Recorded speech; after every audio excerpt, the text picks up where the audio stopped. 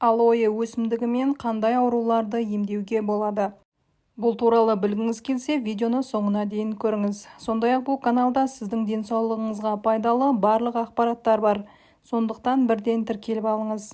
Сонау есте жоқ ерте замандарда адамзат баласы дәрі-дәрмек деген дүниені мүлде білмеген. Олар өздерінің сырқаттарынан айығу үшін халықтық амал-тәсілдердің көмегіне жүгінген. Сондықтан да шөптерден жасалған дәрілер бүгінге дейін маңызын жоғалтпай келеді. Және де дәрілік өсімдіктер адам денсаулығына инемен дәрі-дәрмекке қарағанда әлде қайда қауіпсіз келеді. Себебі таблеткалардың құрамында сіздің ағзаңыз қабылдай алмайтын химиялық заттар болуы мүмкін. Сіздің үйіңіздің терезесінде алоэ аталатын кереметтей өсімдік өсіп тұр ма? Жоқ, өте өкінішті. Осы видеодан кейін алоэны өсіріңіз. Ол сізді өзінің жасыл көйлегімен ғана емес, шипалы қасиеттерімен де қуантатын болады. Дәрігерлер алоэ жараларды емдеп, ұйқыны тыныштандырады дейді. Сондай-ақ алоэ шырыны иммунитетті нығайтып, пайдаланылған өндіріс бұйымдарын бастапқы қалпына келтіріп, бактерияға қарсы күресе алады.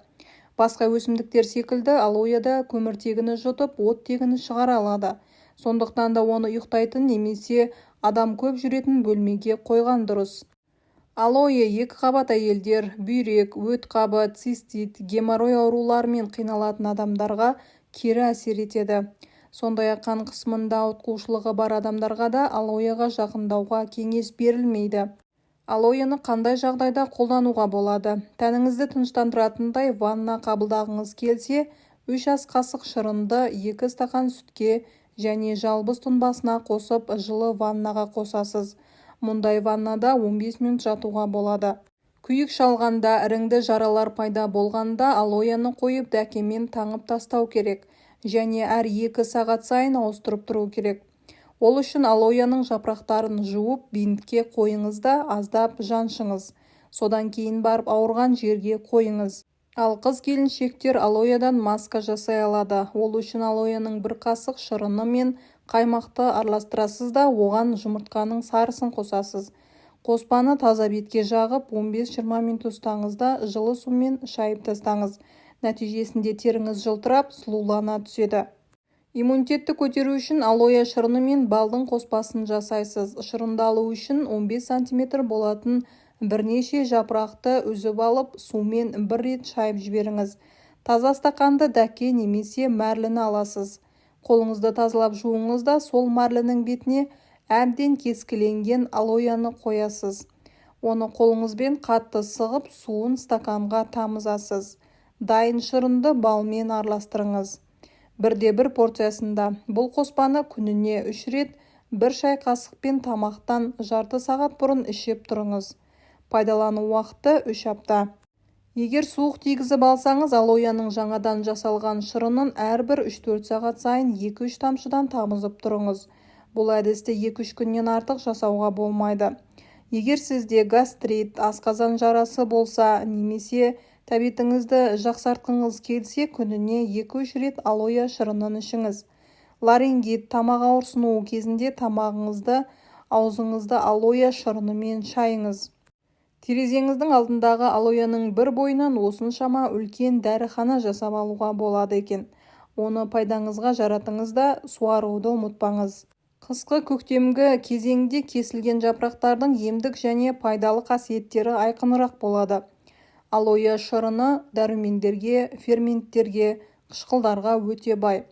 Алоэ жапырақтары мен сабағында аллатоин Б дәрумендері кешені түрінде, табиғи антиоксиданттар С және Е дәрумендері, сондай-ақ ағзада А дәруменіне айналатын бета-каротин бар. Өсімдікті кесуден 1-2 апта бұрын суарылмаса және кесіп алғаннан кейін жапырақтарын тоңазытқышта 10 күн сақтаса, алоэның пайдалы қасиеттері күшейе түседі.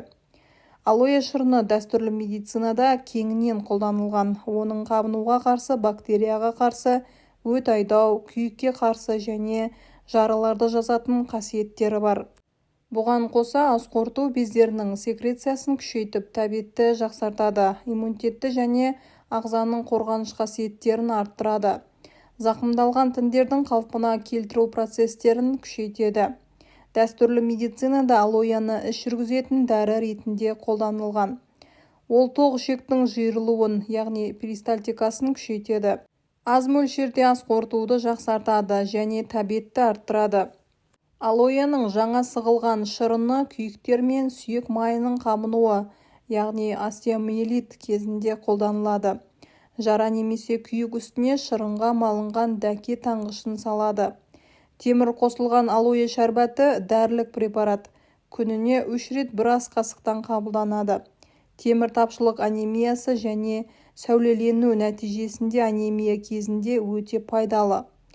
Алоэ шырынын қайнатылған сумен сұйылтып, егер көз шаршаса немесе қабақ қызарса, онымен сүртеді, немесе дәкеге қойып басады. Алоэ өсімдігінің осыншама емдік қасиеттері бар екенін сіз білдіңіз бе? Бұл туралы пікіріңізді комментарийға жаза кетіңіз. Ал осы видео сізге пайдалы болса, жақындарыңызбен бөлісіп, каналға тіркеле кетіңіз.